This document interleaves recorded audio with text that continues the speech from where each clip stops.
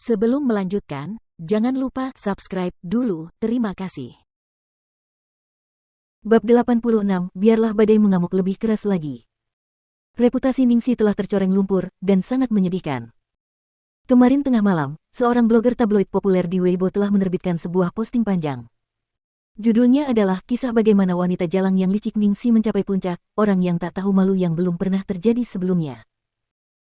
Ringkasan isinya adalah bahwa dia telah tidur dengan sutradara untuk mendapatkan perannya, dan telah berkeliling merayu pria tua kaya untuk menipu mereka agar memberinya hadiah.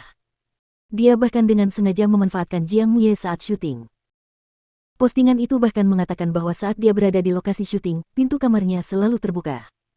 Siapapun yang ingin tidur dengannya bisa langsung masuk dan tidur dengannya.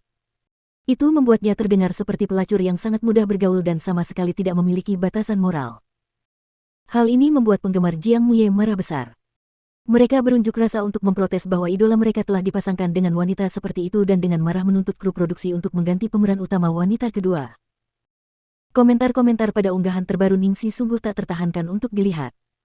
Komentar-komentar itu dipenuhi dengan umpatan-umpatan marah. Semua orang berteriak, "Ningsi, keluarlah dari industri hiburan. Apakah kamu sudah melihatnya dengan jelas sekarang? Tuliskan pernyataan permintaan maaf untuk memperbaiki citra perusahaan sekarang juga." Chang Li dengan marah mengeluarkan perintah. Ningsi mencibir, "Pernyataan permintaan maaf." Biasanya, ketika aktor yang dikontrak oleh sebuah perusahaan menghadapi situasi seperti ini, perusahaan akan membentuk tim humas khusus untuk menegaskan ketidakbersalahan para aktor dan melakukan pengendalian kerusakan. Di sisi lain, Chang Li. Seolah-olah Chang Li benar-benar ingin dia memperbaiki citra perusahaan. Chang Li hanya berusaha mendiskreditkannya. Meminta maaf akan membuatnya tampak seperti mengakui semua yang tertulis di blog itu. Benar sekali. Sebaiknya aku melihatnya sebelum jam 8 malam ini. Akan lebih baik jika itu berupa video karena itu terlihat lebih tulus. Kalau tidak, tunggu saja sampai kau dikeluarkan dari daftar pemain. Saat waktunya tiba, bahkan perusahaan tidak akan bisa melindungimu. Setelah Chang Li mengeluarkan ancaman ini, dia dengan kejam menutup telepon sambil memukulnya. Setelah panggilan ini, Ningsi benar-benar terjaga. Dia telah mengantisipasi situasi seperti ini sejak lama, tetapi dia tidak menyangka pihak lain akan bertindak secepat ini.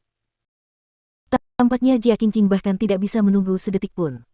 Dengan Ning Xueluo yang menambahkan bahan bakar ke dalam api, dia telah terlempar ke dalam badai yang mengamuk hanya dalam satu malam.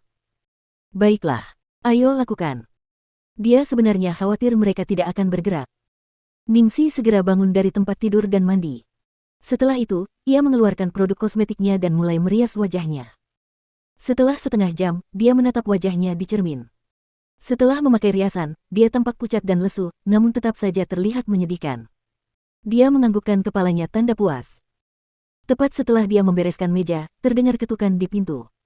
Ningsi berdiri untuk membuka pintu. Setelah itu, dia menatap kosong. Itu adalah orang mesum kemarin, Lu Tingqiao. Setelah kejadian tadi malam, dia benar-benar merasa sedikit aneh menatapnya sekarang. Tanpa menunggu Ningsi berbicara, Lu Tingqiao melihat wajah Ningsi yang pucat pasi dan lesu, dan ekspresinya langsung berubah dingin.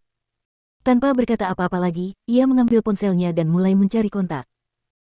Dari sudut matanya, Ningsi melihat jarinya berhenti pada nama Liang Feixing.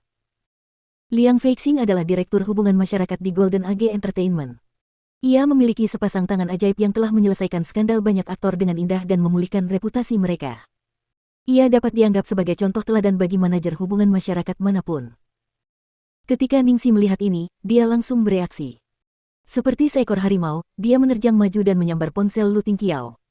"Lu Tingqiao, apa yang kamu lakukan?" "Menyelesaikan masalah." Raut wajah Lu Tingqiao sangat jelek, menunjukkan bahwa dia juga telah menemukan masalah itu di internet. Ningsi menatap lawannya, Big Boss, tanpa daya, yang ingin membantunya menipu tanpa mengucapkan sepatah kata pun. Terakhir kali, ketika Lu Tingqiao bertindak tanpa sepatah kata pun dan memerintahkan penata gaya pribadi Suimo untuk membantunya, dia sudah cukup terkejut. Setidaknya tidak ada yang mengetahuinya. Jika dia melakukan hal seperti itu lagi, dia benar-benar tidak akan sanggup menanggungnya. Kalau Golden Age Entertainment tiba-tiba turun tangan di tengah situasi gila ini, dia akan kembali mendapat cap pengkhianat yang berselingkuh di kedua perusahaan.